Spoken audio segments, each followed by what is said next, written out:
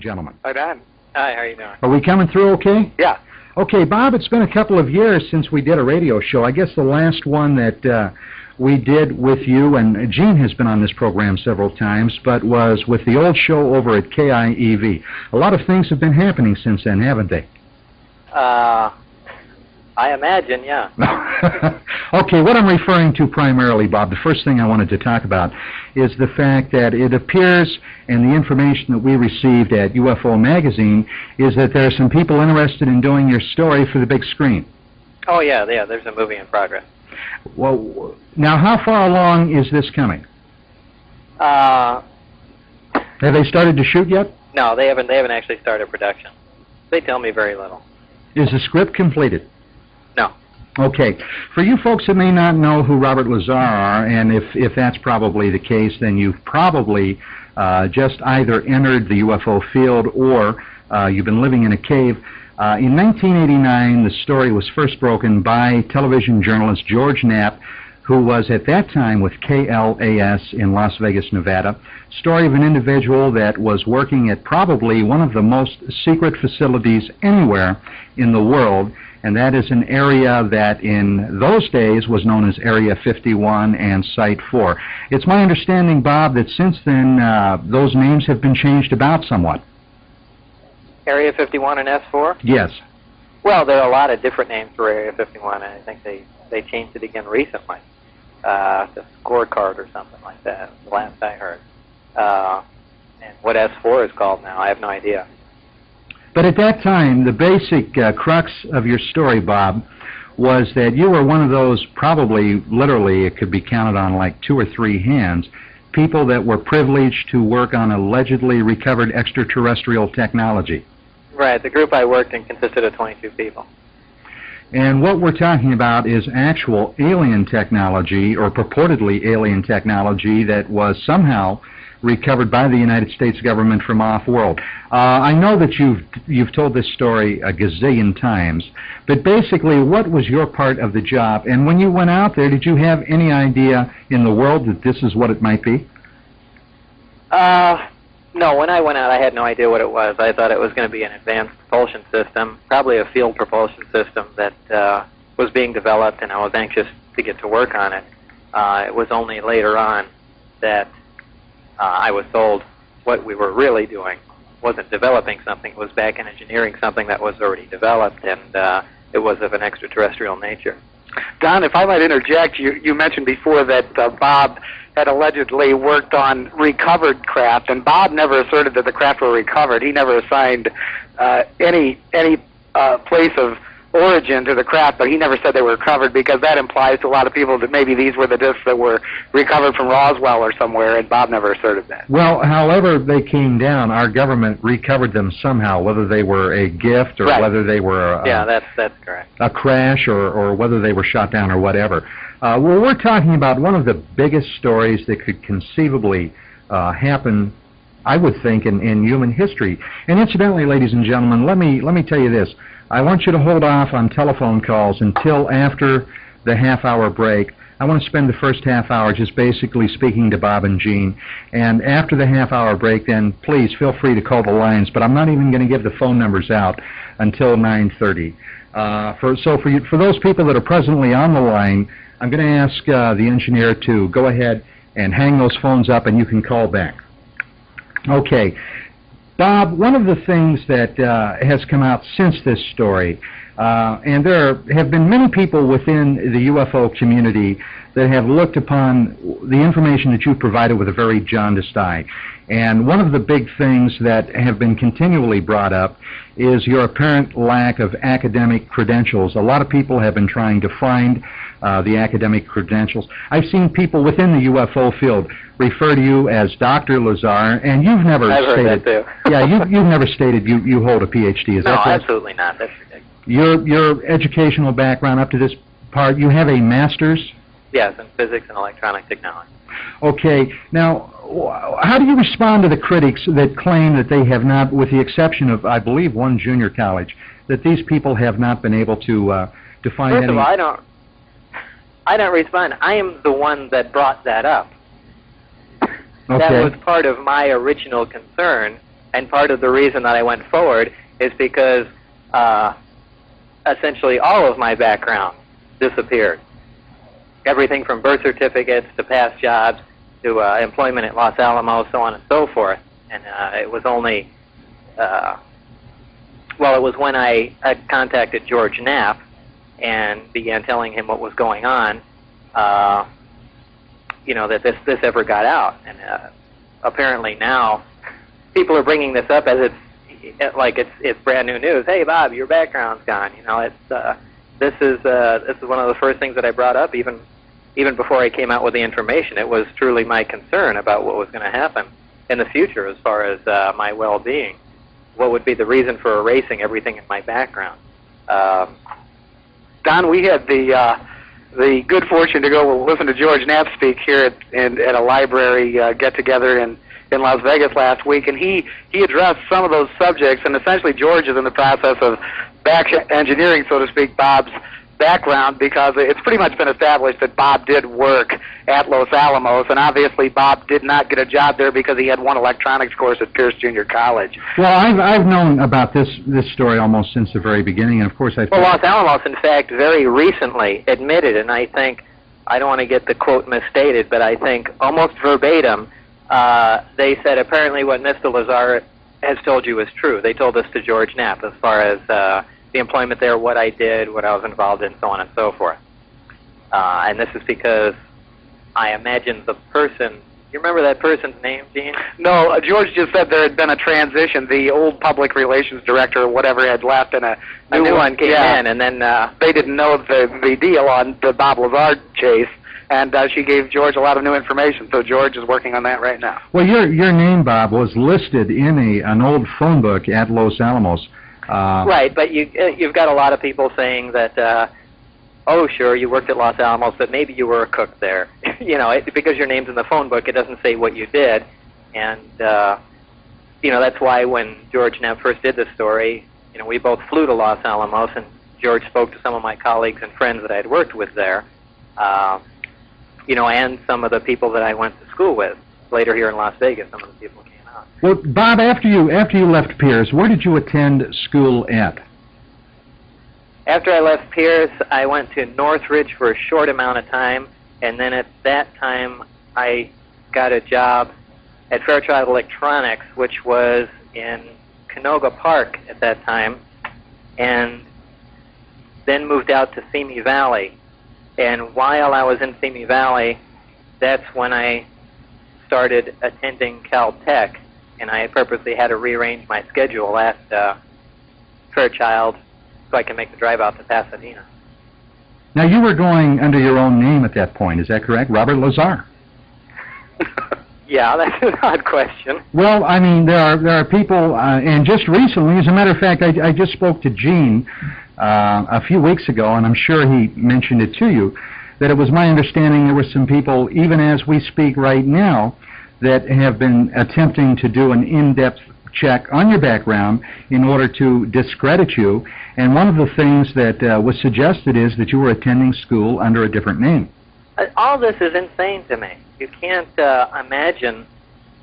I mean, you kind of have to put yourself in my shoes, where all of a sudden you have a lot of people, some of them, Big Stan Friedman, for instance. There's a guy that lives in a different country who I've never met, and he essentially asserts he knows more about me than I do. And it's absolutely ridiculous and frustrating because I will not give any of these people any of my time. They're running around trying to figure out where I went to high school. But the bottom line is not where I went to high school or what I did in my spare time or who my friends were at MIT or Caltech for that matter. The bottom line is the story that I've essentially brought forward. And it's just amazing to me that the attention has been drawn away from that. I mean, that is essentially the most important thing. Well, I think as you found out, there are large segments, Bob and Gene, of the UFO field that are definitely fruit, nut, and flake. We're talking about granola cereal here.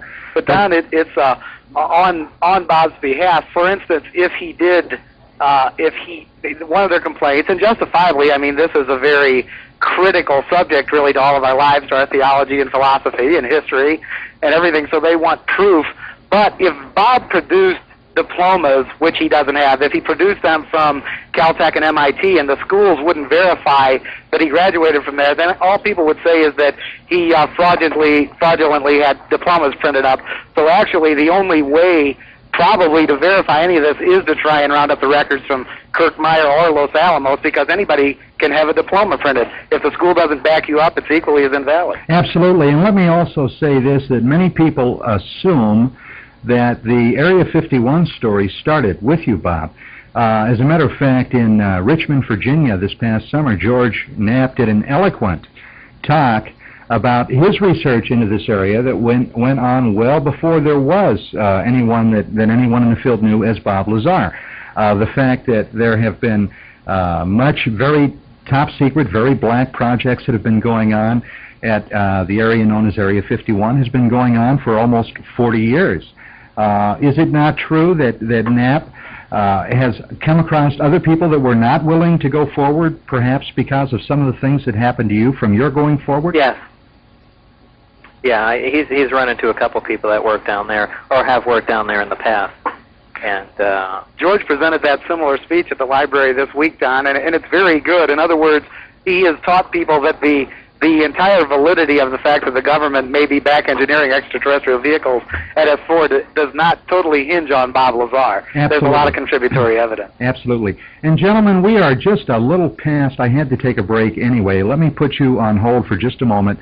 We're going to take a break, and when we come back, more with my guests this evening, Mr. Robert Lazar and his friend and associate, Mr. Gene Huff of Las Vegas, and that perennial fascinating topic of UFOs. And now, back to this classic interview with Robert Lazar and Gene Huff. So, there's a lot coming up. Stick around. We are back with my guest, Mr. Robert Lazar, and his friend and associate, Mr. Gene Huff, who's been a guest on this program several times. Gentlemen, one of the things about the UFO field that many people have a really hard time understanding, and Bob, with your background and the type of work that you conducted at Area 51, perhaps you would be even in a better position to answer this question. The question is perennially raised: why would our government, if in fact it does have knowledge of extraterrestrials, be hiding this fact from the public, especially today when the Cold War, in effect, is over? There is no more evil empire, no more Soviet Union. I mean, you know, let's face it, who are our enemies? Any one of them we could crush in a week if it came to a war. So what are we hiding this for, and who are we hiding it from? obviously we're hiding it from the American people, and or the rest of the world for that matter. And why? Your guess is as good as mine. I really don't try and stretch too far, because there are so many possibilities, so many scenarios, so many different stories that may be true and may not be, and can alter the answer to that question. So I really don't even try and guess answers to those questions. Well, one of the questions that the critics, as far as your case, have raised, and since I've known about your case, and since I had the opportunity to meet you several years ago, your story has never changed, unlike many people in the field. I could name names, but at this point, what would be the point? Right. Your story has never, in effect, changed. But when you came forward, one of the items that you offered for proof, and as a matter of fact, we ran it in UFO magazine, was the W-2 that purportedly you were sent for the time that you spent working at this top secret area. No, that's not what that was for. Okay. That was a retroactive check that I got that would have preceded, or that did precede, my paychecks, and because I was essentially, my pay was started as my background investigation begun, before I had actually worked out there. And that's why there's a small amount of money on that check. Okay. But the point that I was making, Bob, there have been many critics and naysayers, as far as your case is concerned, that have claimed that that W-2 was fraudulent. One of the things that they point out is that when the W-2 was issued, it had on the face of it from the Department of Naval Intelligence. How do you answer, that? Because as we both know, and as Gene knows, there is no per se Department of Naval Intelligence. Do you think that this was deliberately done to throw it off the track? Now, I know that there have been people that have tried to track this down. One of them, a man by the name of Bob Exler, who proceeded trying to track down some of the numbers that was on this W-2. Now, I don't have it in front of me, but what have you guys been able to find out about that? I don't actively pursue it and never has. I mean, that's I got the check, the W-2 form, deposited into the W-2 form in my tax box, and that was the end of it. As far as what Bob Exler has done to trace it down, Gene, I think, knows quite a bit about that. Don, I think some important things about that are, and if you remember, even when I think I was probably the first one to tell you about it, we brought up the fact that it said Department of Naval Intelligence on it. I mean, any moron who can open a government directory knows that is called the ONI, the Office of Naval Intelligence. Right. We thought possibly the Department of Naval Intelligence may have been a front company or just another name to divert funds.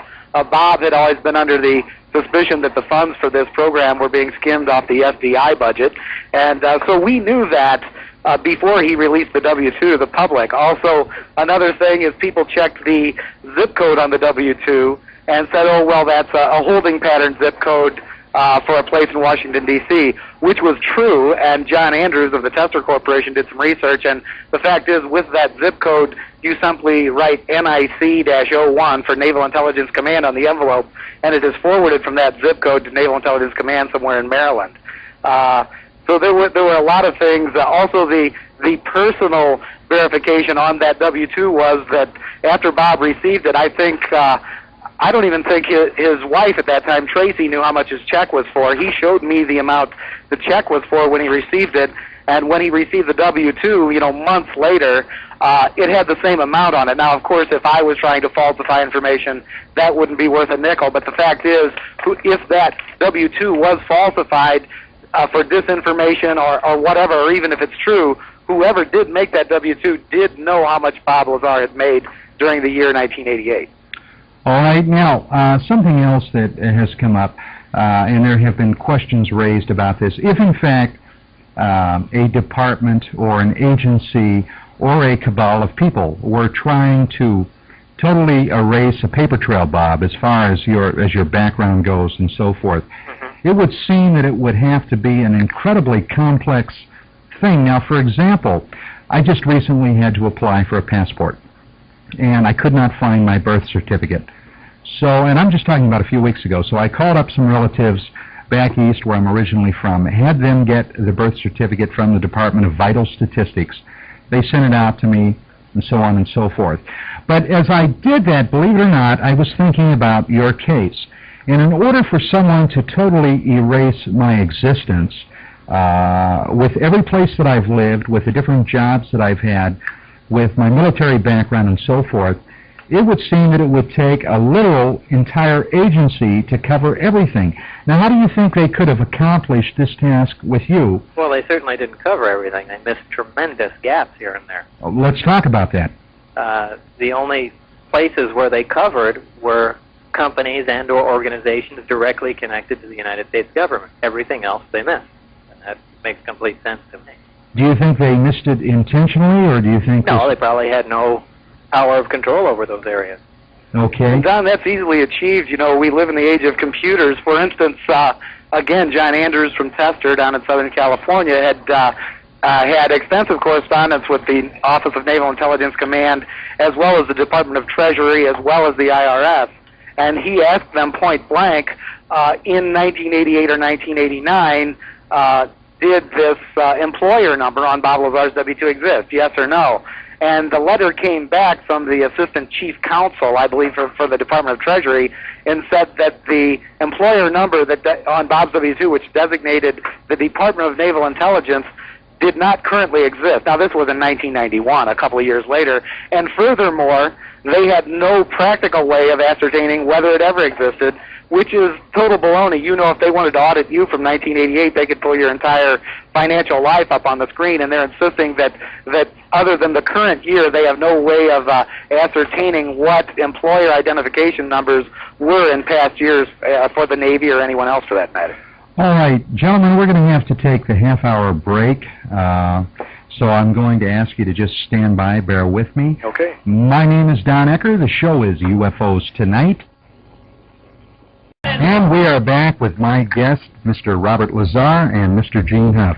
Well, gentlemen, the telephone lines have already started to light up. Are you up for a few phone calls? Sure. Okay.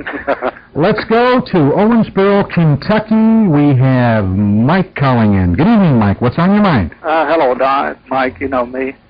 Okay, sure. How you doing? Yeah. Picking us up on satellite. You're on satellite. Rob, I met you on May the 2nd out at Rachel at the conference out there. I can't say I remember, but... Right. There were so many people talking to you, it's hard for you to remember, I imagine. And, Gene, I've talked to you several times. Oh, on the phone? Yeah, Mike Crystal. Oh, yeah, right. How you doing? Good. Bob, I just want to review here for a minute. You were talking about the Naval Department, Naval Intelligence. Did, in fact, you not work for them rather than for a contractor? No, while I was at S4, I worked directly for them. That's who I was paid from anyway. And there have been people saying that that department did not exist, but I have a friend who works within the government that told me that, in fact, that department did, in fact, exist. Well, yeah, I myself know it exists, but I've heard that from other people, too. Oh, what did your friend say about what the capacity was of the Department of Naval Intelligence? Well, he wasn't in a position to talk about it too much. Did he say exactly what it was that they did, Mike? No, he wouldn't divulge too much other than to confirm that it did exist, and it had existed from back, in the late 40s, about the time that the Roswell and all this stuff came in. Well, is there a paper trail on them? I mean, are they within a certain department that they could be pinpointed? I don't know. I didn't press it because of his position within the government. But I can't ask again. Okay, remember, this is the land of the free and the home of the brave. I understand that, but I don't want to lose my contact, if you know what I mean. Okay, I want to thank you, Mike, for calling in. Yeah, we'll talk to y'all again. You take care. Thanks a lot. Bye-bye. Bye. Speaking of government agencies, Bob, that are not known to the public, during the course of the aftermath of what happened after you did go public, you were you not, basically your home was invaded one day by federal agents with whom you thought were originally with the FBI that kind of went through there jotting down notes and what have you? Yeah, they have come by a couple times. And one of the men you were able to identify by name, a man by the name of Mike Thigpen, but when you and Knapp tried to track him down, it turned out, did it not, that he was not with the FBI, but with another federal agency? Right. Well, I never tracked anybody down. George Knapp did go and track him down, and he was with... Actually, I think that is to John Andrews' credit again from Tester Corporation. John Andrews came up with the fact, I don't know who uncovered that they were from the Office of Federal Investigation, either George or John, but John came up with the actual phone numbers of the offices as well as Mike Thigpen's boss's name, and whatever, the Office of Federal Investigation verifies people's backgrounds for secure jobs, and they're based out of something called the Office of Personnel Management or something like that back in Pennsylvania. So these people are, in fact, federal investigators. Right. Now, did he identify himself as FBI, or was that? Yeah, I honestly don't remember that.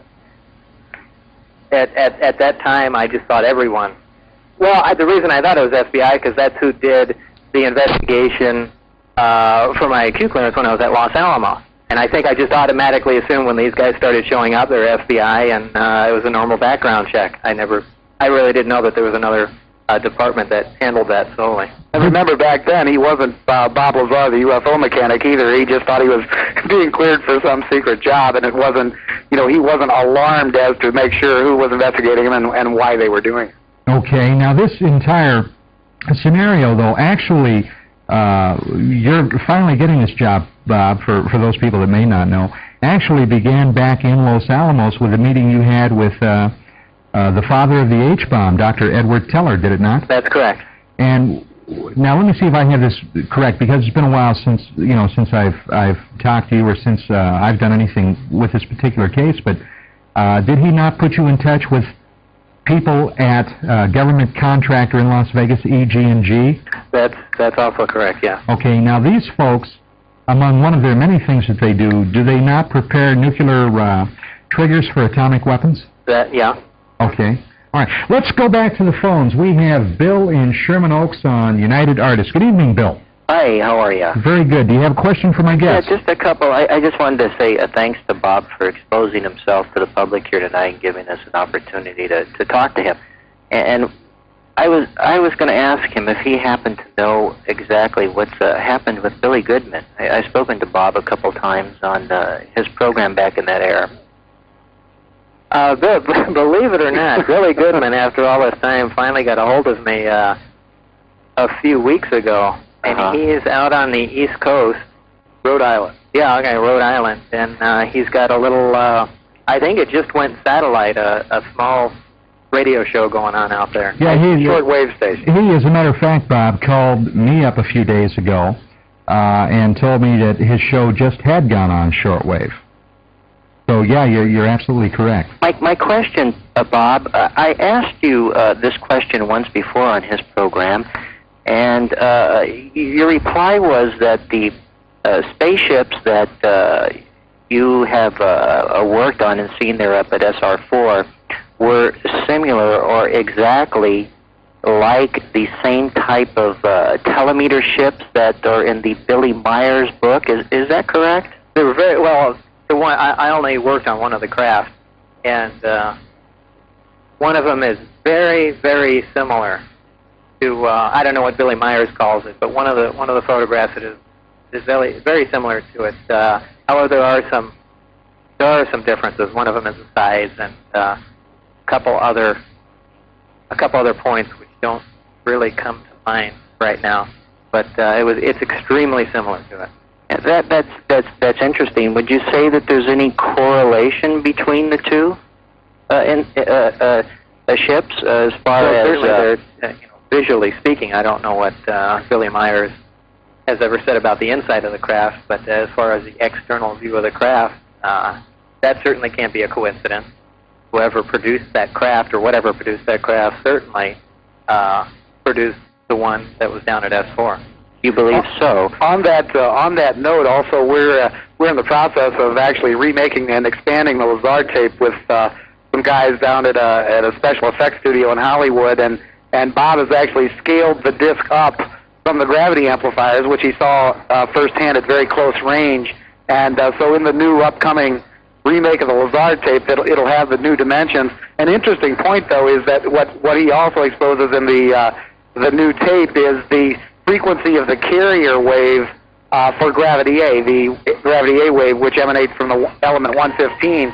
And an interesting point is when Billy Myers recorded the audio sound, the alleged audio sound of a disc, they had that tape analyzed, and they found out that all of the sound waves converged on an electromagnetic wave between 5 and 10 hertz cycles, and indeed that's where Bob learned that that's the same range that the gravity A wave which emanates from the 115 is. So that's a pretty big coincidence. That is a very big coincidence, Bob. I'm sure you've probably thought about the fact that the craft that you worked on would only seat small people, whereas Semjazi is much larger than 4 feet tall, per se. Yeah, I really don't know much about what Billy Myers saw, other than some of the pictures that some people have showed me. But all right. Well, Bill, I want to thank you for your call. The phone lines are lit up. We've got a lot of people that I want to get to, but keep those eyes to the skies, and thank you for your call. Thank you very much. All right. Let's go to line 2. We have Fritz from Westlake. Good evening, Fritz. Good evening, gentlemen. What a special treat stand you put on tonight. Well, thank you. First of all, I'm so glad that the Billy Meyer name comes up and he gets some respect, because this case is not going to go away, and like I said before, nuts going to fly in a lot of UFO researchers' face once the case will be authenticated. Now, question to Bob Lazar. In his last 4 years when he came out, he answered a lot of questions over the air. I mean, there must have been hundreds and hundreds of callers calling in. Perhaps you will remember me, Bob, because it was the 4th or the 5th show when you were on the Billy Goodman show, when I made a small prediction, tiny prediction, that someday Hollywood will make a documentary about you and you will get your day in court. Well, I can't say I remember it, but if that was your prediction, that was about the 4th or 5th time you won the Billy. This goes back in '89, and I said because I see the potential of the case and the authenticity, the way you spoke and everything, and it's just run right in my head. And I made this small prediction that eventually someday you will get your day in court, and I'm so happy for you, and that you get some financial rewards, and that you came out because. Bob, with the evidence, George Knapp is coming out in a few weeks or whenever, a month, whenever his documentary will be released. It's there, it's sitting up there. All right. Well, Fritz, I want to thank you for your call. Please keep listening, and we'll thanks to Bud, because Bud clued me in who's on tonight. Okay. Well, thank you. Bye-bye. Bob, Gene, when will this new video that you're working on be? I don't know. The special effects, actually, there's a lot of things going on. They're doing 3D imaging to actually take people down for a flight down through Papoose Lake and the Papoose Mountains. Another thing that came to light was during the course of all of this research, we've got our hands on a Russian satellite photo which has actually caught a flying disc. You took the words out of my mouth, Gene. Right. I was going to ask you about They caught a flying disc in the air about 5 months before Bob Lazar started out at S4, and that will be featured in the upcoming Lazar tape. So the problem is, I don't know, Bob, would you guess an estimated date would be about 6 months from now? The computer graphics are taking forever, and so I would say sometime in 1994, but it'll be well worth the wait. Well, now this satellite photo, this that you mentioned, Gene, this of course is a tremendous. If this is verified, this is a tremendous thing. It's amazing. Do you think that's one of the reasons that suddenly back in 1989 the Soviets wanted to play ball with us? Right. Well, there's a lot of strange things. For instance, one thing. This was a satellite photo which was taken during daylight hours 5 months before Bob Lazar started. And 5 months later, when Bob Lazar starts, now they're not testing during the day, they're testing at night. Now, it's possible, and now this was with a high-resolution satellite. There are many more satellite photos, but these were high-resolution. And so it looks like they may have switched to night testing just to avoid Russian satellite photos catching any discs in the air. Well, I'm sure that they would also know when the Soviet satellites were overhead. Right. And, well, they had other problems, though, as far as testing. When you're testing at S4, you also not only have the problem of hiding from the general public, you have to hide from the people who work at Area 51, and certainly this particular daytime photo was taken on a Sunday, and at which time most people who generally work at Area 51 would have been home and not there. So it's a question as to why they switched from daylight testing to nighttime testing. Another curious thing was we have a list of all the available Russian satellite photos, and they only took a couple of high-resolution photos in 1988, and they took a few at the beginning of 1989, and then Bob Lazar went on the television in silhouette as Dennis in May of 1989, and lo and behold, in July of '89, the Russian high-resolution satellite photos started bombarding the area with photos as though we had someone hostage down there. So I don't know if it's a coincidence or maybe Bob Lazar was a contributory factor as to why they honed in with the high-resolution satellite on Area S4. Well, you know, when I started this program tonight, I knew this was going to happen. We get into something, and it's really tough to stop, but we've got to stop for a moment to do a couple of ads. So if you guys could hang on once again, please. And when we come back, we're going to we get into something, and it's really tough to stop, but we've got to stop for a moment to do a couple of ads. So if you guys could hang on once again, please. And when we come back, we're going to take some more phone calls. And now back to this classic and second interview I did with Robert Lazar and Mr. Gene Huff on my old show, UFOs Tonight. You are listening to Dark Matters Radio, heard exclusively on Cyberstation USA. We are back. Gentlemen, these phone lines have lit up across the board. Let's take a couple of more calls. We've got Kathy in Ventura County on Century. Good evening, Kathy. Hey, Don, how's it going? Very good, thank you. I haven't talked to you in a while. It's been busy. I have a couple of questions real fast. First to Gene. Actually, more of information for Gene. I work for the Internal Revenue Service, Gene, and the letter you received regarding that identification number for the... I can barely hear you. Could you speak up a little bit? Okay, can you hear me now? Yeah. Okay, I work for the IRS. Uh-huh. And the letter that they sent you saying there was no such number for that department or group you were looking for, was probably just to throw you off the track, because those are valid numbers. They have to be kept for the organization whenever any kind of tax papers are filed for their employees. And they're usually kept on tape in Martinsburg, Virginia. Can you help track them down? I can sure try, if I can get a copy of the number from you. We can certainly arrange that. Okay, I'll talk to Dawn during the day sometime this week, and we'll see what we can set up on that. Okay, we'll do it. Okay. Would you like me to have her get in touch with you, Gene, at your office? Sure. Yeah, just give a number off the air. Okay, yeah. Okay, yeah. Okay, I'll Give me a call, Kathy. You've got my number. Okay, and then to Bob Lazar, it's an honor and a pleasure to talk to you. I've been waiting to hear about you for a long time on here. One quick question. In July, my husband and I went to Area 51 on vacation. And while we were sitting out there on a Tuesday evening, around 8:30, quarter of 9 in the evening, we started hearing this tremendous roaring vibration in the air, and the ground was trembling like there was an earthquake, but it wasn't an earthquake. It was like a really large engine was firing up. And then this enormous light shot up into the air for a few seconds, and then it just took off like it was like watching the Enterprise on Star Trek, and it was gone. You know if that was the aurora by any chance? Yeah, supposedly that was. I did hear that one time when I was out there, and that was the first time I heard aurora mentioned. It was a tremendous noise. It just about knocked us off our feet. When Bob first described that noise, he told me it sounded like one continuous explosion that never stopped. Yeah, it was really bizarre. It was just real. You could just feel the vibrations knocking against you in the air while you're standing there.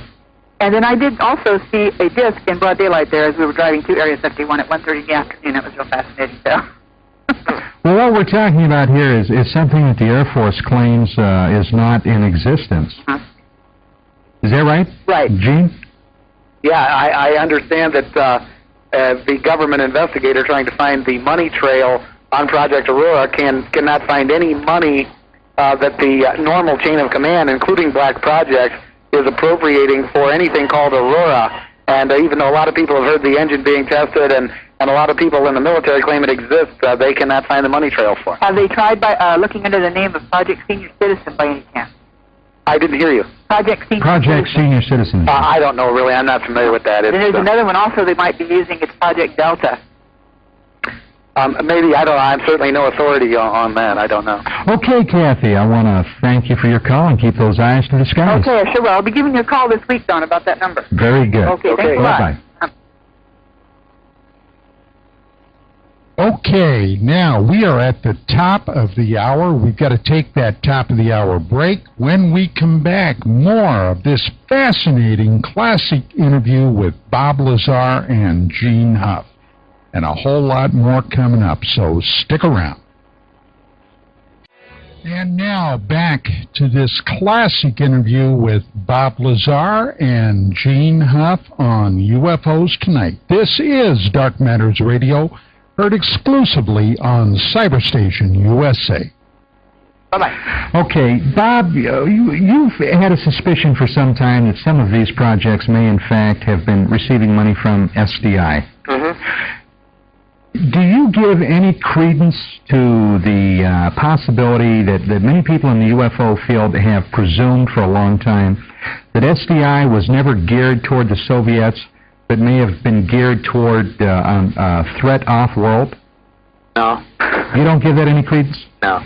Okay, you're aware... Nor do I give people in the UFO community any credence either. Well, there are some people in the UFO field, however, that are legitimate, sincere researchers. Well... Hey, I'm sure one day one of them will surface. So. You know, Don... You're talking to one, pal. Don, but from Bob's perspective, as far as people coming up with information, really, Bob understands the technology, and certainly of all people, he believes what he has stated. And quite frankly, I think the big rub here is that some people still either have the belief or at least the hope that we would be a valid adversary for someone who's in control of space-time distortion, and Bob and me and a lot of other people just can't possibly conceive how that could be true. Well, this is a field that generates many more questions than it has ever generated answers. And people have been looking for, I guess the best term is an insider for years that could come forward and break this shield of silence that has surrounded this project. There's absolutely no doubt in my mind that the phenomenon is real, and it's a matter of making our elected representatives and officials sit up and not only acknowledge that fact, but to come clean with what the government does know. I think it's only fair for the American public who are footing the bills. Now, unfortunately, there is no college where somebody goes to school to become a UFO researcher. Unfortunately, anybody can hang that on their name, and a lot of very questionable people have done it. But it's not fair to lump every investigator into that field, Bob. Well, yeah, it may not be fair, but... Well, I think Don, I actually think he said, I think what he means is that he doubts that any UFO researcher would have any valid reason to suggest that SDI could be employed to ward off an alien attack because it would be a useless weapon. So therefore, how could they possibly know what they're talking about? Well, one of the things that even made me ask that question was the fact that President Ronald Reagan made reference to alien threats no less than at least 5 times during public speeches. And he used that analogy a number of times when the Soviet Union and the United States was trying to reach some type of an accord to lower the tensions. You know, on that note, it is very possible that Ronald Reagan was sold a bill of goods. There's a pretty new book out called Teller's War, in which the author, you can get it from Science News, I think, right now, in which they document how Dr. Edward Teller misinformed the presidents as well as the entire chain of command about FDI, and it's a new book called Teller's War. And so it is very possible that a guy like Reagan and even Henry Kissinger and people like that could have been told that FDI could be valid for something like that, when indeed it wasn't true. Even if Edward Teller knew it wasn't true, he overstated the case so they could solicit the funding. And of course, that's what it all comes down to, bucks. Guys, we're right at the top of the hour. We got to take another half-hour break. Please hang on, and when we come back, more with my guest this evening, Mr. Robert Lazar, Mr. Gene Huff, and yours truly, Don Ecker, UFOs Tonight. Hi, okay, this is Don. That was all the relevant interview from that particular session with Bob Lazar and Gene Huff, which took place on October the 24th, 1993.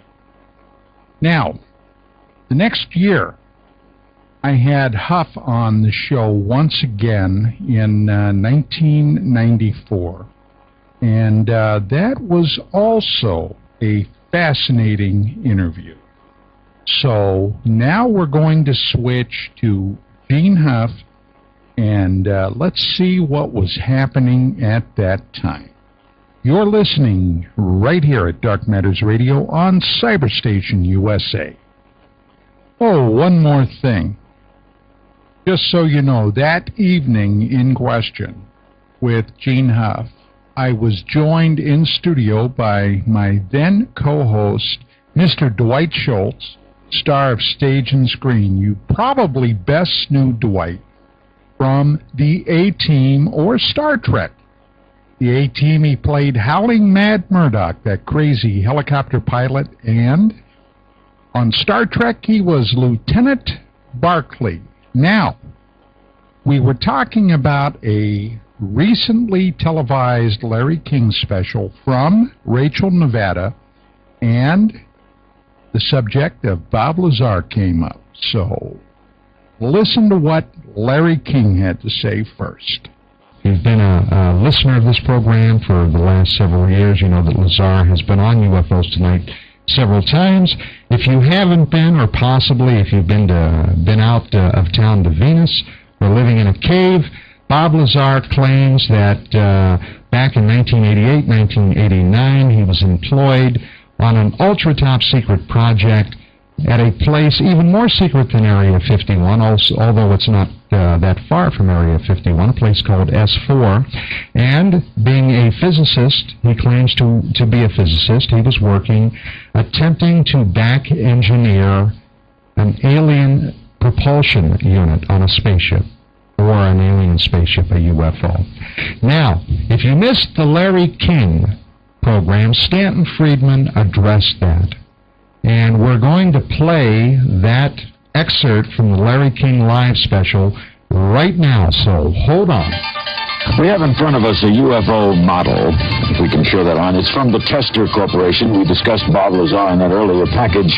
This is based on was built based on Bob Lazar's description of the craft that he says he saw at Area 51. Larry, it's important to recognize here that there are two separate questions with regard to the model. A, whether there are vehicles of that sort out at Area 51.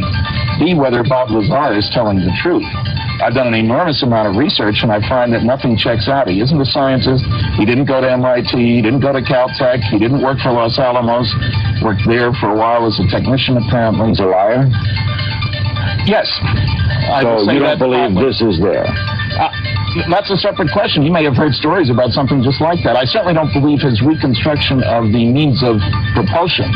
He's got a nice story. It's good science fiction, but as a nuclear physicist, and I've worked on nuclear rockets and fusion rockets and such, the story doesn't hold together when you look at it critically. Now, there's a science you know. Yes. Okay, you heard it. That was Stanton Friedman talking to Larry King, and according to Stanton Friedman, Bob Lazar is not telling the truth. Well, tonight, joining us from Las Vegas, Nevada, is Mr. Gene Huff. You've heard Gene here on this program before. Gene is a very close friend and confidant of Bob Lazar, has been with him for years. They were neighbors.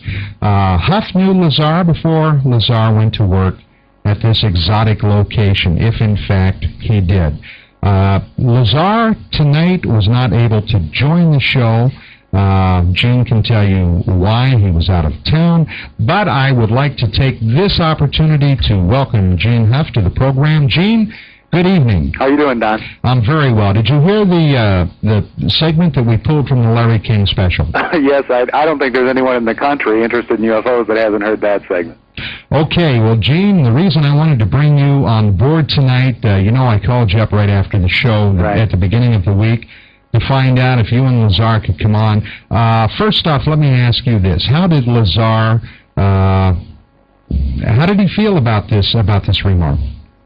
Well, what was curious about this whole scenario is Bob was asked to be on the Larry King Live show on TNT, I guess it was, but he had already agreed to do the Unsolved Mysteries a few weeks prior to that, and turned them down. But it was an amiable situation. They said, well, maybe we'll do a Larry King Live another time. So we were contacted by Carrie Stevenson, the lady that produced that segment, for a picture of Lazar that they could show on screen, and I told her that with Stanton Friedman, I had never heard of Greer. I knew of Randall from just the Roswell book. It sounded like it was going to be a Bob Lazar assassination, and at that point, we offered George Knapp. I had George okay that ahead of time and said George would gladly be on the panel since Bob couldn't do it.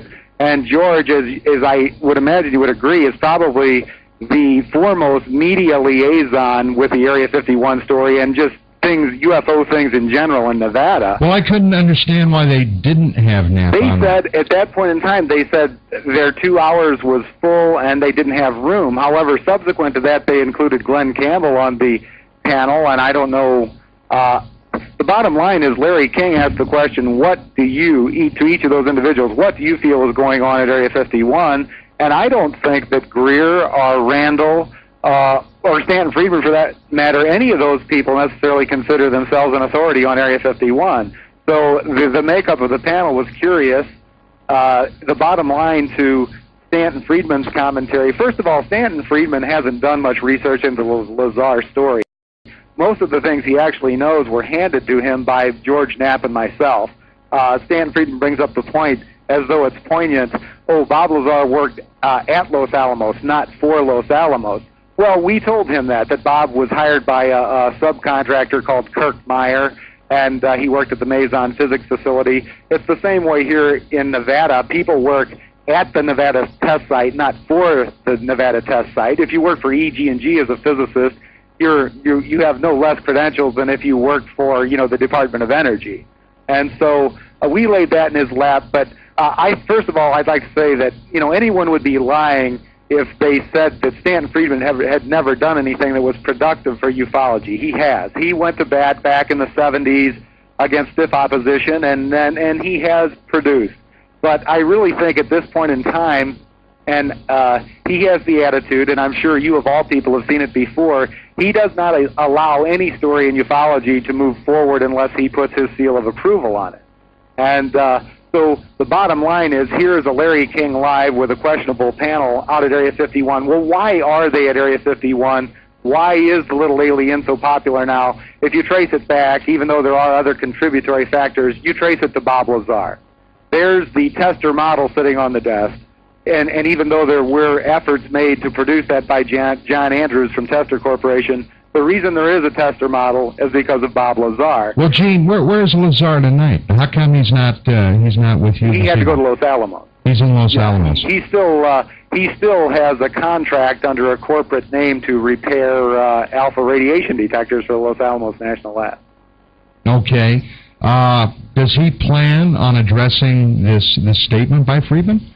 Well, he does, and in fact, Carrie Stevenson, the producer of that Larry King segment, I tried to contact her this week to say, well, you know, I told you that was a Lazar assassination. Why don't we go ahead and try and get a Larry King Live with George Knapp and Bob Lazar? I got Knapp to agree to it and Lazar to agree to it, but Larry King Live had tied up that interview with Marlon Brando last night, and she was still in California and won't be back until Washington, D.C. until Monday. But yeah, Monday morning we're going to see if maybe we can hook up Larry King Live with George Knapp and Bob Lazar. Okay, in 1 minute we've got to take a half-hour break. But okay. Before we take the break, I've got to ask you this question. Now, Lazar has been on my program several times. Right. You've been on even more right. than he has. I've had George Knapp on this program. The big question, Gene, and this is a question that could have been answered 5 years ago. Lazar, and you'll be the first to admit it, is not the easiest guy to get along with. Right. He came out with this story about Area 51 S4. He's talked about what he claimed to have seen out there, working out there. He gave us his credentials. Why can he not produce some documentation to prove his academic background? Now, I don't want you to answer that right now, okay, because we've got to take the break. We're at the half hour. But when we come back, let's take a look at that. Okay? We're back, and we're going to go back to Gene. Gene, are you there? Yes, I am. Okay. Have you thought about that question? Right, and I guess the question is, why doesn't Lazar assist more in establishing his background? Right, and why doesn't, I mean, you know, you have to tell yourself, now here's somebody that came out literally, and I was there when it happened. He galvanized, literally, worldwide, he galvanized UFO researchers, people interested in the subject. I mean, Gene, and you've told me how many times people from all over the planet have tried for years to get in touch with him. Right. And yet Lazar has shown absolutely no interest. You've got to admit yourself that, you know, that most people would not accept that. You can't come forward, do a half step, and then just back away from it. Right, and I understand some people's apprehension to the story, and there are a million contributory reasons. But if we go back to the beginning, you know, Lazar, this isn't a scenario that he fabricated. He was sincere from the beginning. A lot of people didn't believe him. When he first came out, he said the reason he went public, you know, originally with George Knapp on television here in Las Vegas, was to protect himself. It wasn't, you know, even though a lot of people... There was nothing altruistic about it. He was simply out for self-preservation. Right, but most people refuse to believe that. They go, well, there must have been a piece of him that wanted to expose this. And I guess there was a small part of him that thought it was unfair that, you know, the government wouldn't come clean about the fact that there was life here, or that there was residual evidence that there was life here from elsewhere. But he did do it for selfish reasons, to protect himself and not to necessarily throw anyone a bone, and he didn't feel that he owed anyone anything. Now, this isn't my opinion. That's not necessarily the way I would handle it, but this is the way he looked at it. Right. And we also have to look at other things. By the way, a long time ago when questions came up, and I mean 4 or 5 years ago when questions came up about his credentials, I told him, I said, look, Bob, if you've overstated your credentials, why don't you tell me now so we can help clear this thing up? Because even if I found out he didn't go to MIT, I still believe he worked at S4 because I was around when all of this happened. And I told him this was too big of a story to be made shady by virtue of the fact that there was this information floating around about his credentials. And he told me no, that he did have the degrees. The reason that he's not in any yearbooks or anything at MIT is that he only took a course or two there and petitioned for a diploma, and they didn't want to give him one, but more or less he manipulated them into it. I guess some universities retain a right of residency that they don't have to give you a diploma from there unless you've gone there and resided there and taken X amount of courses there. So no one will ever find his picture in a yearbook at MIT. But there's other contributory information. In fact, one thing you and I discussed on the phone this past week, and most people are familiar with the famous 1982 front page article on Bob Lazar and his jet car that was in the Los Alamos Monitor, and which was actually the reason he met and spoke with Dr. Edward Teller, which years later resulted in him getting the job at S4. But in this article, now the Los Alamos Monitor is just the main newspaper in Los Alamos, which is a very small town that is almost totally employed by the Los Alamos National Laboratory. There might be 100 or less jobs in support services, restaurants, doctors, things like that. But it's essentially the substance of the town is the lab. And now here the newspaper does a front page story saying, here's Bob Lazar, a physicist who works at the Meson Physics Facility, and here's his jet car. Now, the point here is that do you think if Bob Lazar wasn't a physicist, he was some lowly technician, what kind of an uprising do you think it would cause in a town like Los Alamos if he claimed to be a physicist on the front page of that newspaper? Yet no one said a word. And this is because the people who worked with him at the Meson Physics Facility considered him a physicist also. And this goes back to the Stanton Friedman comment. Really, for Stanton Friedman to claim that he has done an in-depth background investigation of Bob Lazar is untrue. For Stanton Friedman to say that he's examined Lazar's explanation of the propulsion system, and he knows that is untrue. Quite frankly, in this instance, Stanton Friedman is a liar. Certainly, if someone who actually worked on a disk would tell me that Bob had jumbled the physics, I could believe it. We've had great input from other physicists and scientists around the world, and Lazar's explanation has enlightened them and caused them to do further research. I think to go on a national television program like Stanton Friedman did really exposes a side of him a lot of people haven't seen, and that is the fact that the Lazar story has moved things forward, has opened up some minds, has caused the tester model, and there's a little jealousy going on there. Gene, this is Dwight Schultz. We haven't met. It's a pleasure to talk to you. I've listened to you many times, and I've been following Bob Lazar for many years since he first appeared on the scene. I've seen the tape. And you just brought up, you just said a few things that weren't quite accurate about what Friedman said. Friedman said the physics were a lie, basically, which is an interesting area for dispute, because the physics is something that, if it is a lie, it's a lie. If it's not a lie, it's not a lie. And this is something that Bob Lazar, and I am positive that Bob Lazar is a physicist. I don't have any doubts about that. But this is an area, an arena where Friedman and Lazar could butt heads, and there is no question. There would be no question here. Now, my question to you: has Lazar ever appeared with another physicist to discuss his theories on a national program? No, I don't think, not in public he has. And so which physicists have you contacted, or which physicists have contacted you to support Bob Lazar's contentions? The most recent one was a physicist from Germany. What's his name? Oddly enough. I don't even have these letters here in front of me. Well, would Bob appear with a physicist? I saw the letters. But would Bob appear with a physicist? Because I think his theories, I mean, I've talked to some people about his ideas and thrown the ideas out to some physicists, and I didn't see anybody basically say that sounds like bunk. By the way, I think a couple of years ago, Bob did do a radio show from that Hieronymus and Company back in Maryland, where Bruce Maccabee, I think, was on there, and a couple of other guys. He did do a radio show one time.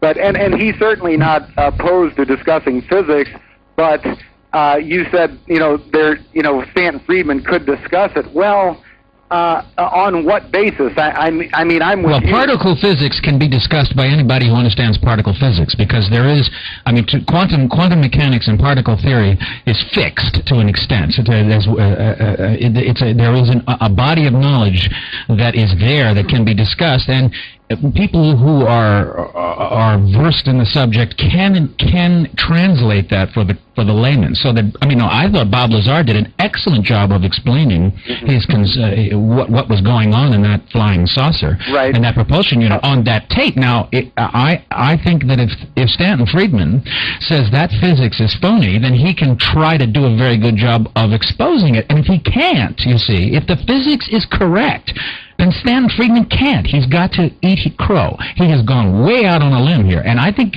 because there are a lot of people waiting for Bob Lazar to actually come out and show that he stands tall with another physicist. Right. I think it would be a great credit. There would be a lot of credibility to him saying, yes, I will, because I've heard him talk to people who are very well versed, and he does stand his own. So I don't see why he shouldn't take this head on, because this was a pretty heavy duty charge of Friedman's. Right. Well, but what you're saying is true, yet it's a gray area also. For instance, what Bob Lazar learned it as for is that some of the directions mainstream physicists are moving and areas they're researching are the wrong direction, and they're actually butting their head against the wall. You have to remember a lot of the evidence, a lot of the proof of particle physics is residual proof, and there's a gray area here where even in the mainstream science community, no one, if you ask 10 mainstream physicists what is gravity, and certainly you're not insinuating that they would all give you the same answer. Well, that's what Einstein's theory is all about. And it's pretty well proven. It's proven as what? That's what Einstein's theory of relativity did. He revolutionized physics. Right. Because he explained what gravity was. That's it. Well, but he didn't explain whether it was whether it was a wave, whether it was a combination of wave and gravity waves have never. You're right. Gravity waves have never been discovered. But his theory was an explanation of what gravity was. What Bob Lazar has done is gone into a particle and has said, here's where you get it. Well, no, where there is a certain kind of electromagnetic force that can be amplified. Right. Well, by the way, I understand the tape. I wrote the tape. Well, I'm not saying you don't understand the tape. I'm saying I'm just a layperson, and I watched it, and I found it intriguing. What I am saying is that I think that it should stand this test of scrutiny. And I think that Friedman, having called Lazar a liar on national television, I think Lazar it would be to the benefit of everyone for him to prove that test of scrutiny.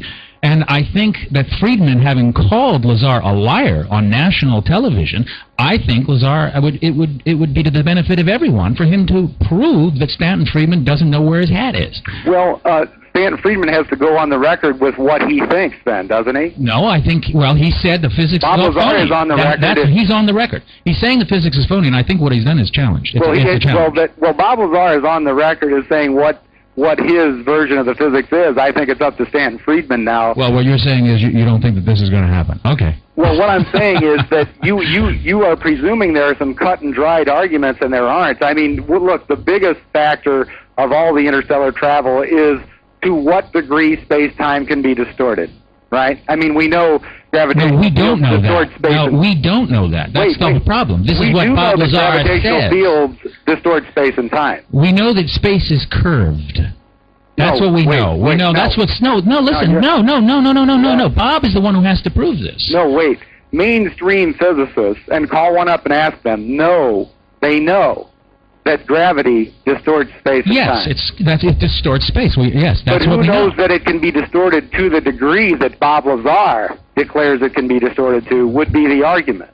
No, the argument would be the particle physics that he explains on that tape. Is it possible? Does it follow the laws that we know now, even if we just extend them? In other words, does it make sense?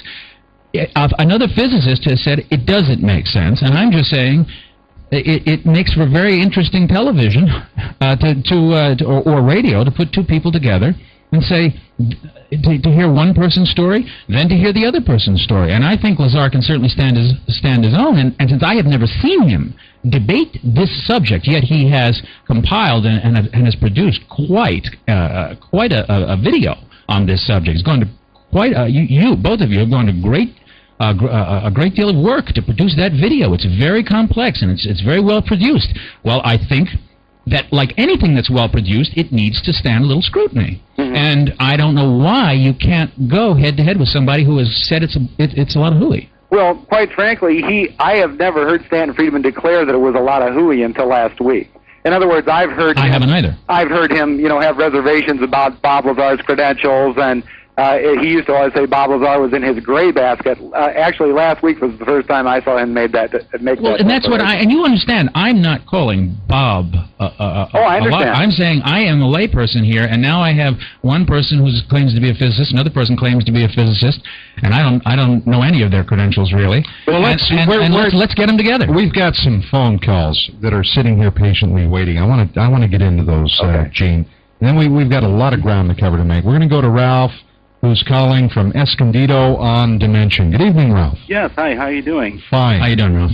Fine, Dwight. With the 8th Air Force Historical Society met today, and I did get some leads on that material I was going to research. It was a really good show. On the Foo Fighters? Yes. Oh, okay. That I think Dwight's point was a very good one. That the test here is the test of physics, and if I were a moderator, this is what I would ask Lazar and the panel of physicists. Number one, how was the gravity wave measured that he purports is the motive force of this vehicle? And number two, he states that he has had in his possession this material 115, or Lazarium 115. How did he determine the atomic weight and number of that material? Did you catch all that, Gene? Yeah, and what... Well, he individually didn't determine that. They determined it at S4. And if I remember right, I think they did some of the analysis at Los Alamos also, the spectral analysis and whatever the things physicists do to identify heavy elements. Really, I don't know. I'm not a scientist. I don't even know how in this past week's Science News they were talking about creating new heavy isotopes at national labs, and when they create an isotope, considering the scale we're talking about, it's difficult to keep in mind the scale of particle physics. I don't even know how they determine if you've got an isotope of element 107, much less 115. So you measure the atomic weight. But there are physicists that have, in fact, beside Bob Lazar, who have now and been published in Discover magazine, they have come forward and said these elements do exist, and they seem to be as Lazar described them.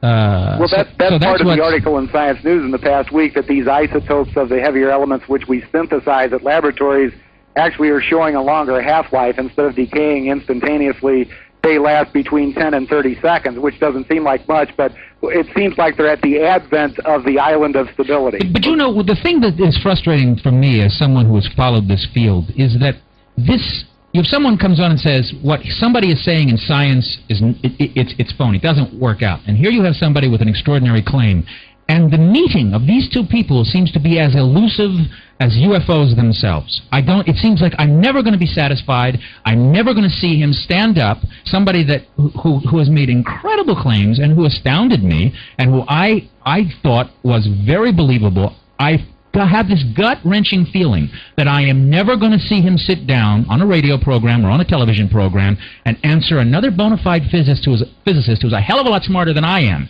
asking him really pertinent, pointed questions about what he has presented as true. And somehow this inability to get people to answer questions, right? It's frustrating, not just for me, but for everybody who supports this field. Yet a couple of years ago, as I stated before, he did go on a radio show with Bruce Maccabee and was another Dr. John Brandenburger or something like that. But Bruce Maccabee is an advocate. And you're saying... I'm saying here's somebody who is saying it's wrong. Necessarily an advocate. No, he is an advocate. And here is someone who is saying it's not right. The physics are not right.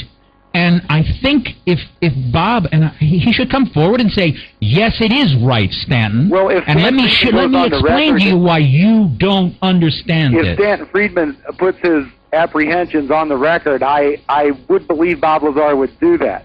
As far as them meeting on a radio show, I think Bob Lazar at this point would be more apt to meet with someone else and not give Stanton Friedman the airtime. Well, even if it was another adversary. Well, that's a good point. I mean, let's see if he'll follow through with that. But if Friedman goes on the record, I'm certain Bob will address his apprehensions and claims. But also keep in mind that physicists in both directions, both pro and con, can ask and answer questions.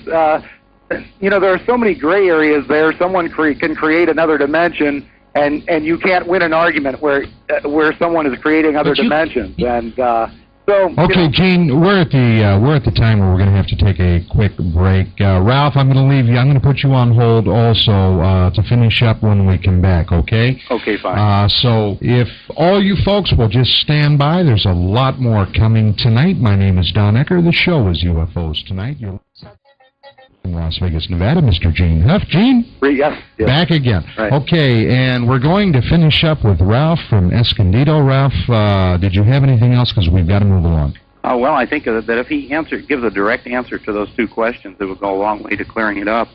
And, Don, you had said that you had seen an interview with Teller in which Teller at least declined to verify the story. That is correct. As a matter of fact, Gene has that that's an fascinating video. That entire video. Gene, you want to go ahead and tell him I'll verify all this because it was some telejournalists from Florida had interviewed Teller, and they asked him. It was interesting. They asked Teller, "Have you ever heard of a man named Bob Lazar?" And instantly, Teller said, "No, I don't believe I've ever heard the name."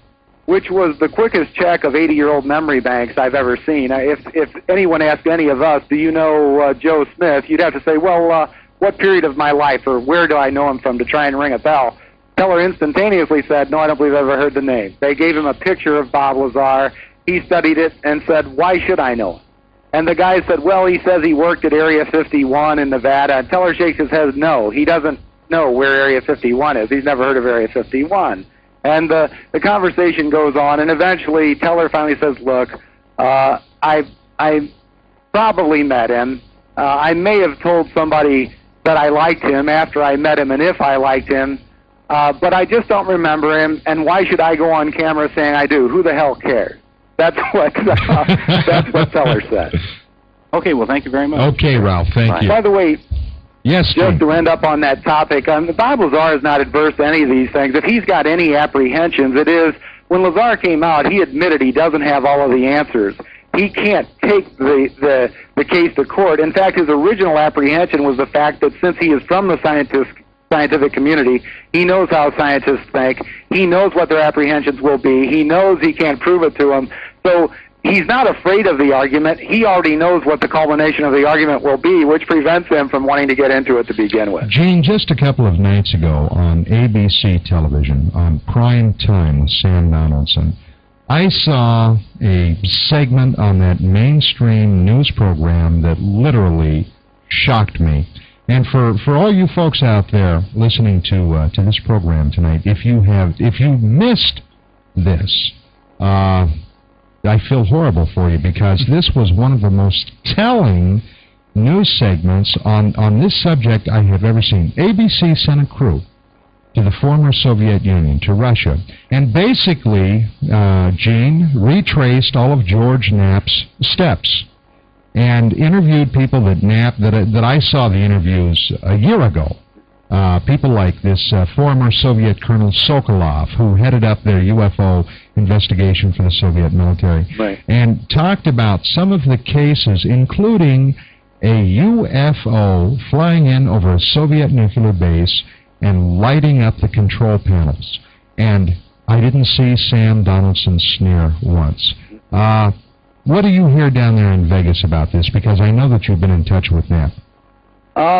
What I hear is actually the corroboration of all of this by the Russians, and I don't know why, because there could be Bill Coopers and John Lears in Russia too. I don't know why just because it's Russian they believe it, but for some reason the corroboration of these events, which are similar to events which, you know, you've been reporting for years and years, and as well as other people, have made people sit up and pay attention. I guess they thought only Americans could fabricate stories, and that if foreigners corroborate the story, that there's more strength to the truth of the matter.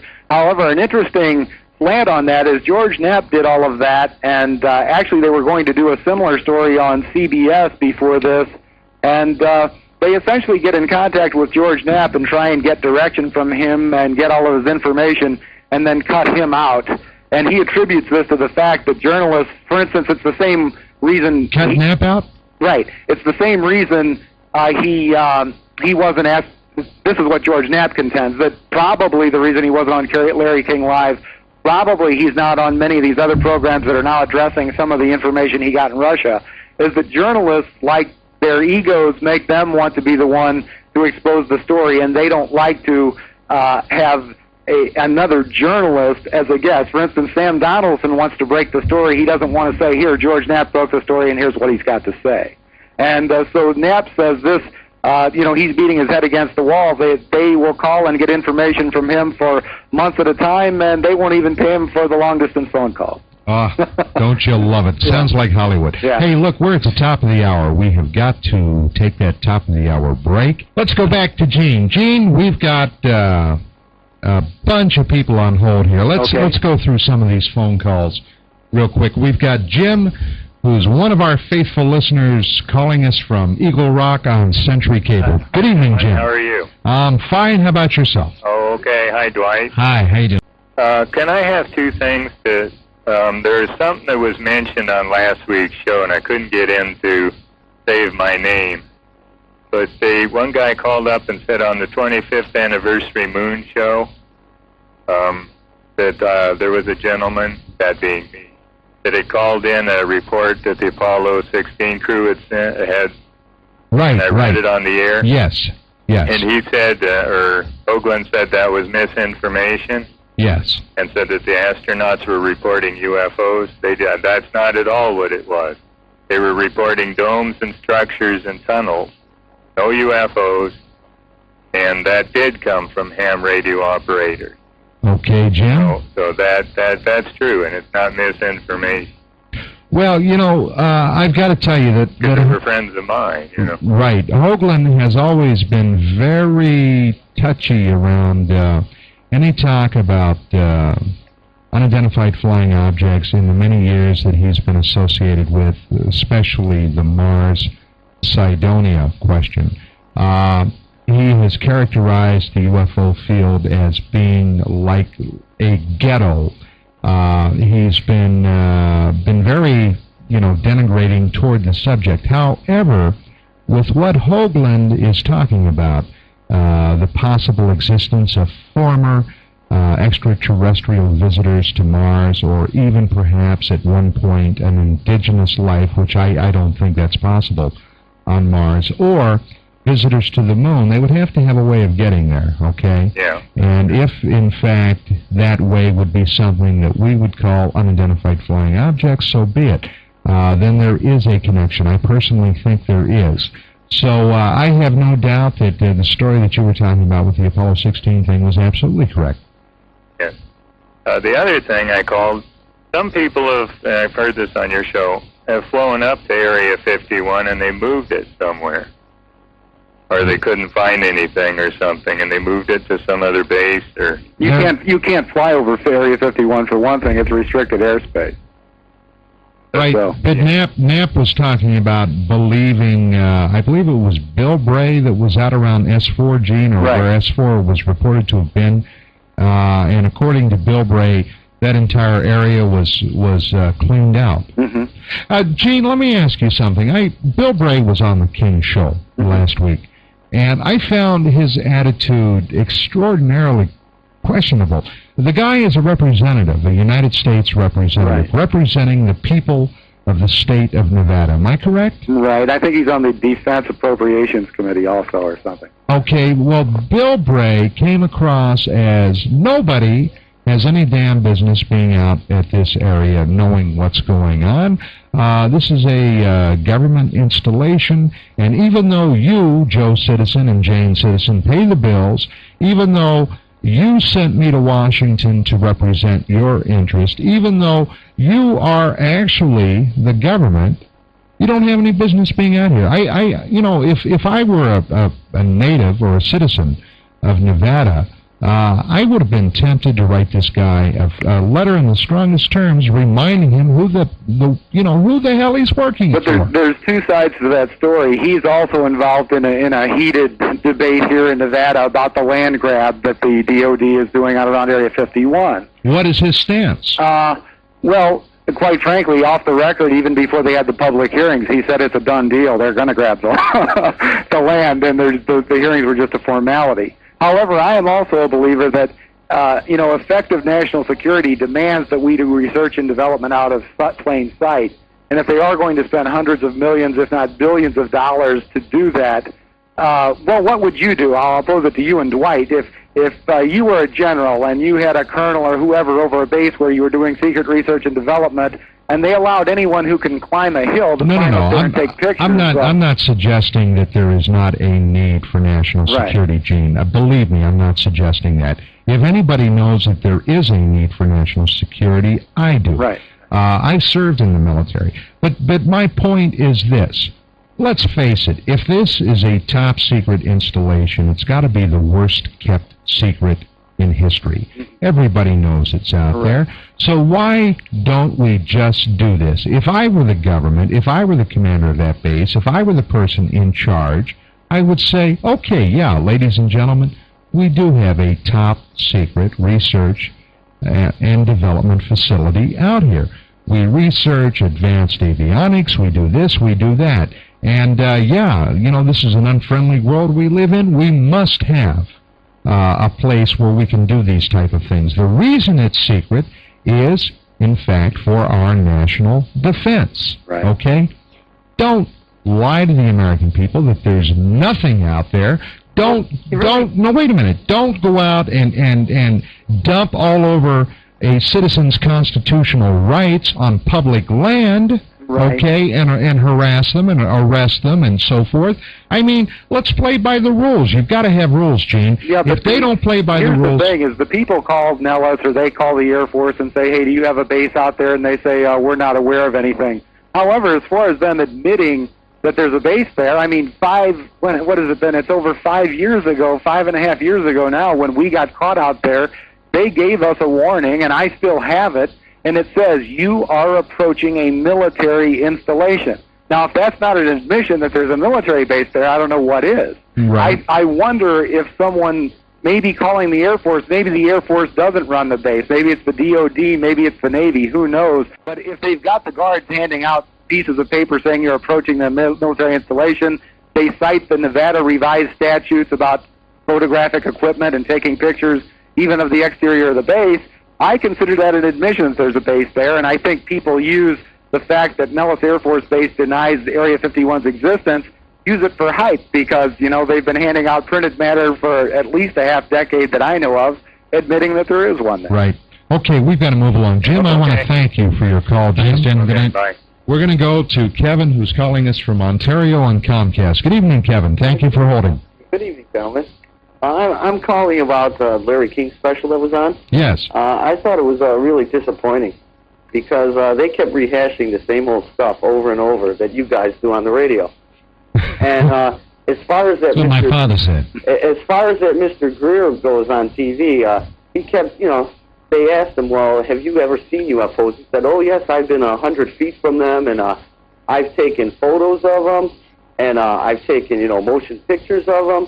And then somebody called in, they never showed any of this. And then someone from Virginia, I think it was, called in and said, well, how come you haven't shown this on TV and brought the proof with you? And he had that kind of look like, I got caught in a lie. I mean, you could see right through the guy. I thought he said that he had given one of the tapes to the producers of the Larry King show. Yeah, well, during the show they were crying that the media laughs at them and the media don't put them on. Here they had a 2-hour special to, bring their proof out. I want to say, I just want to tell you something and let Don Ecker, he can, because he's really responsible for this, but they showed what was supposedly for the first time, a rocket launch and a UFO approaching the rocket. They showed, but let me just tell you something. I've seen the entire tape, and it's mind-blowing. They showed you twice the end of the tape and didn't show you the most extraordinary part of it. And I called Don, I said, Don, what was that? They showed nothing. And what was on this tape was this object approaching this rocket as it is moving into outer space, and this object, it circles this object, moves away, comes back, and goes off again, and the only thing that they showed you was one segment of this light, this little dot of light coming towards the rocket. Those producers didn't do what they could have done, which was wow you. I mean, they show, which I thought Primetime Live did by showing some of the KGB film. This is Larry King. He's supposed to be the guru of talk television. Well, but you blamed the gentleman on the panel, and the editing and production wasn't really their fault. I mean, if I knew I was going to go on the show, and I would bring proof with me, I wouldn't go on the show unless I could show what I really had, because it makes me look like a fool and a liar. Well, Kevin, they interviewed me for that production back in early July, and I knew personally the executive producer of the King Show, Tom Farmer, and the guy that actually wrote and produced this UFO 2-hour special. I gave Farmer that video. Okay, I said, look, Tom, I said, this is one of the most impressive videos I have ever seen in my life. He looked at it, he agreed. He said, we'd love to use this on the show. And I said, well, that's why I showed it to you, because I think it's important that it should be gotten out there. I've had this thing for well over a year. I feel that, and I've been holding it. I was holding it until I felt the right program, okay, where it could really be shown to its best advantage. And as a result, they used a couple of seconds of it. I was blown away. But my point is this. I had no way of knowing how they were going to present it, what remarks of mine would be used. Okay, they interviewed me for over an hour. Okay, and you saw what they had on the air. Yeah. Okay, and as a matter of fact, the way they had me featured on that program, it made me look more of a debunker, okay, or a skeptic than somebody that's researching the phenomenon. Don, I think Dwight makes a great point in that there was so little time attributed to that. I mean, people didn't grasp the physics, the propulsion that has to be involved to the ability of something that emits light to do a 360 around a rocket. I mean, traveling to outer space. I mean, that is unbelievable. The intelligence of him to say, ladies and gentlemen, you're seeing something for the first time it's never been shown before, and you see nothing. I mean, it could have been anything. Right. It was the intelligence behind showing that Well, I'd like to ask Don, has anybody ever approached you about this tape, that you didn't get to see the whole thing?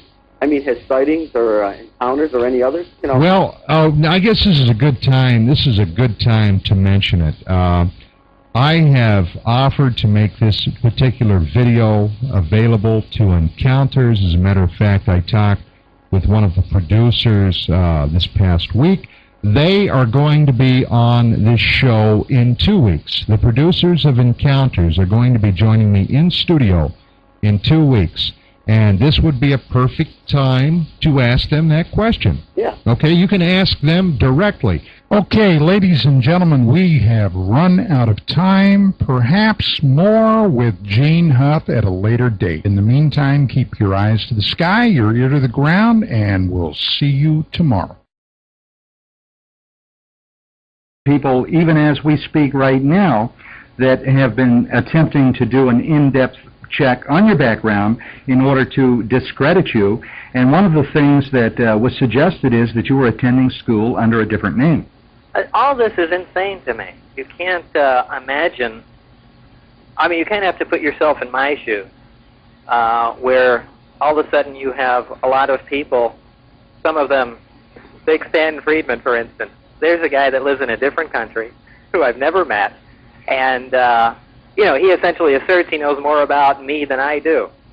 And it's absolutely ridiculous and frustrating, because I will not give any of these people any of my time. They're running around trying to figure out where I went to high school. But the bottom line is not where I went to high school or what I did in my spare time or who my friends were at MIT or Caltech, for that matter. The bottom line is the story that I've essentially brought forward.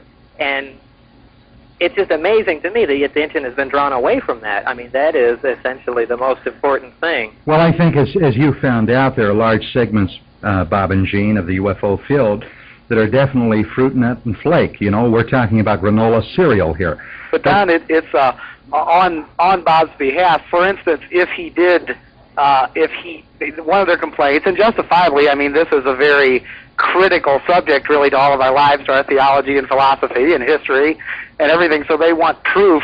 But if Bob produced diplomas, which he doesn't have, if he produced them from Caltech and MIT and the schools wouldn't verify that he graduated from there, then all people would say is that he fraudulently had diplomas printed up.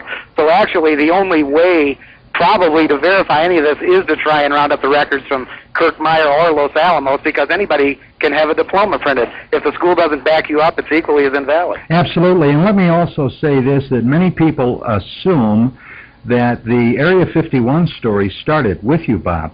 As a matter of fact, in Richmond, Virginia this past summer, George Knapp did an eloquent talk about his research into this area that went on well before there was anyone that anyone in the field knew as Bob Lazar. The fact that there have been much very top secret, very black projects that have been going on at the area known as Area 51 has been going on for almost 40 years. Is it not true that Knapp has come across other people that were not willing to go forward, perhaps because of some of the things that happened to you from your going forward? Yes. Yeah. Gentlemen. Hi, Don. Hi, how are you doing? Are we coming through okay? Yeah. Okay, Bob, it's been a couple of years since we did a radio show. I guess the last one that we did with you, and Gene has been on this program several times, but was with the old show over at KIEV. A lot of things have been happening since then, haven't they? I imagine, yeah. Okay, what I'm referring to primarily, Bob, the first thing I wanted to talk about is the fact that it appears, and the information that we received at UFO Magazine, is that there are some people interested in doing your story for the big screen. Oh, yeah, there's a movie in progress. Well, now how far along is this coming? Have they started to shoot yet? No, they haven't actually started production. They tell me very little. Is the script completed? No. Okay. For you folks that may not know who Robert Lazar are, and if that's probably the case, then you've probably just either entered the UFO field or you've been living in a cave. In 1989, the story was first broken by television journalist George Knapp, who was at that time with KLAS in Las Vegas, Nevada. Story of an individual that was working at probably one of the most secret facilities anywhere in the world, and that is an area that in those days was known as Area 51 and Site 4. It's my understanding, Bob, that since then those names have been changed about somewhat. Area 51 and S4? Yes. Well, there are a lot of different names for Area 51, and I think they changed it again recently. The scorecard or something like that, the last I heard. And what S4 is called now, I have no idea. But at that time, the basic crux of your story, Bob, was that you were one of those, probably literally it could be counted on like 2 or 3 hands, people that were privileged to work on allegedly recovered extraterrestrial technology. Right, the group I worked in consisted of 22 people. And what we're talking about is actual alien technology, or purportedly alien technology, that was somehow recovered by the United States government from off-world. I know that you've told this story a gazillion times, but basically, what was your part of the job? And when you went out there, did you have any idea in the world that this is what it might be? No, when I went out, I had no idea what it was. I thought it was going to be an advanced propulsion system, probably a field propulsion system that was being developed, and I was anxious to get to work on it. It was only later on that I was told what we were really doing wasn't developing something, it was back in engineering something that was... he's run into a couple people that work down there, or have worked down there in the past. And George presented that similar speech at the library this week, Don, and it's very good. In other words, he has taught people that the the entire validity of the fact that the government may be back engineering extraterrestrial vehicles at F4 does not totally hinge on Bob Lazar. Absolutely. There's a lot of contributory evidence. Absolutely. And gentlemen, we are just a little past. I had to take a break anyway. Let me put you on hold for just a moment. We're going to take a break, and when we come back, more with my guests this evening, Mr. Robert Lazar and his friend and associate, Mr. Gene Huff of Las Vegas, and that perennial fascinating topic of UFOs. And now, back to this classic interview with Robert Lazar and Gene Huff. So, there's a lot coming up. Stick around. We are back with my guest, Mr. Robert Lazar, and his friend and associate, Mr. Gene Huff, who's been a guest on this program several times. Gentlemen, one of the things about the UFO field that many people have a really hard time understanding, and Bob, with your background and the type of work that you conducted at Area 51, perhaps you would be even in a better position to answer this question. The question is perennially raised: why would our government, if in fact it does have knowledge of extraterrestrials, be hiding this fact from the public, especially today when the Cold War, in effect, is over? There is no more evil empire, no more Soviet Union. I mean, you know, let's face it, who are our enemies? Any one of them we could crush in a week if it came to a war. So what are we hiding this for, and who are we hiding it from? Obviously, we're hiding it from the American people, and or the rest of the world, for that matter. And why? Your guess is as good as mine. I really don't try and stretch too far, because there are so many possibilities, so many scenarios, so many different stories that may be true and may not be, and can alter the answer to that question. So I really don't even try and guess answers to those questions. Well, one of the questions that the critics, as far as your case, have raised, and since I've known about your case, and since I had the opportunity to meet you several years ago, your story has never changed, unlike many people in the field. I could name names, but at this point, what would be the point? Right. Your story has never, in effect, changed. But when you came forward, one of the items that you offered for proof, and as a matter of fact, we ran it in UFO magazine, was already developed, and it was of an extraterrestrial nature. Don, if I might interject, you mentioned before that Bob had allegedly worked on recovered craft, and Bob never asserted that the craft were recovered. He never assigned any place of origin to the craft, but he never said they were recovered, because that implies to a lot of people that maybe these were the discs that were recovered from Roswell or somewhere, and Bob never asserted that. Well, however they came down, our government recovered them somehow, whether they were a gift or whether they were that's correct, a crash, or whether they were shot down or whatever. Well, we're talking about one of the biggest stories that could conceivably happen, I would think, in human history. And incidentally, ladies and gentlemen, let me tell you this. I want you to hold off on telephone calls until after the half-hour break. I want to spend the first half hour just basically speaking to Bob and Gene. And after the half-hour break, then please feel free to call the lines. But I'm not even going to give the phone numbers out until 9:30. For those people that are presently on the line, I'm going to ask the engineer to go ahead and hang those phones up, and you can call back. Okay. Bob, one of the things that has come out since this story, and there have been many people within the UFO community that have looked upon the information that you provided with a very jaundiced eye. And one of the big things that have been continually brought up is your apparent lack of academic credentials. A lot of people have been trying to find the academic credentials. I've seen people within the UFO field refer to you as Dr. Lazar, and you've never I've stated. Heard that too. Yeah, you've never stated you hold a PhD. Is no, that correct? Absolutely not. That's ridiculous. Your educational background up to this part, you have a master's? Yes, in physics and electronic technology. Okay. Now, how do you respond to the critics that claim that they have not, with the exception of, I believe, one junior college, that these people have not been able to find First any... of all, I don't respond. I am the one that brought that up. Okay. That was part of my original concern, and part of the reason that I went forward is because essentially all of my background disappeared. Everything from birth certificates to past jobs, employment at Los Alamos, so on and so forth. And it was only, well, it was when I contacted George Knapp and began telling him what was going on, you know, that this ever got out. And apparently now people are bringing this up as it's brand new news. Hey, Bob, your background's gone. You know, this is one of the first things that I brought up even before I came out with the information. It was truly my concern about what was going to happen in the future as far as my well-being. What would be the reason for erasing everything in my background?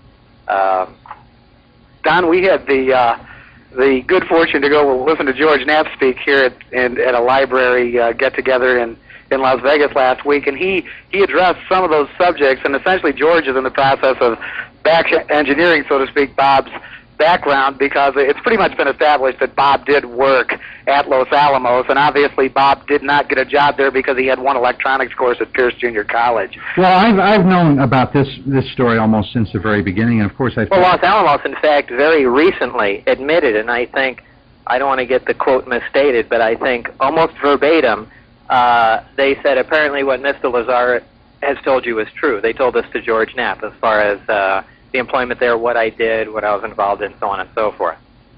And this is because I imagine the person, you remember that person's name, Gene? No, George just said there had been a transition. The old public relations director or whatever had left, and a new one came in, and then they didn't know the deal on the Bob Lazar chase, and she gave George a lot of new information, so George is working on that right now. Well, your name, Bob, was listed in an old phone book at Los Alamos. Right, but you've got a lot of people saying that, oh, sure, you worked at Los Alamos, but maybe you were a cook there. You know, because your name's in the phone book, it doesn't say what you did. And, you know, that's why when George Knapp first did this story, you know, we both flew to Los Alamos, and George spoke to some of my colleagues and friends that I had worked with there, you know, and some of the people that I went to school with. Later here in Las Vegas, some of the people came out. Well, Bob, after you left Pierce, where did you attend school at? After I left Pierce, I went to Northridge for a short amount of time, and then at that time I got a job at Fairchild Electronics, which was in Canoga Park at that time, and then moved out to Simi Valley. And while I was in Simi Valley, that's when I started attending Caltech, and I purposely had to rearrange my schedule at Fairchild so I can make the drive out to Pasadena. Now, you were going under your own name at that point, is that correct? Robert Lazar. Yeah, that's an odd question. Well, I mean, there are people, and just recently, as a matter of fact, I just spoke to Gene a few weeks ago, and I'm sure he mentioned it to you, that it was my understanding there were some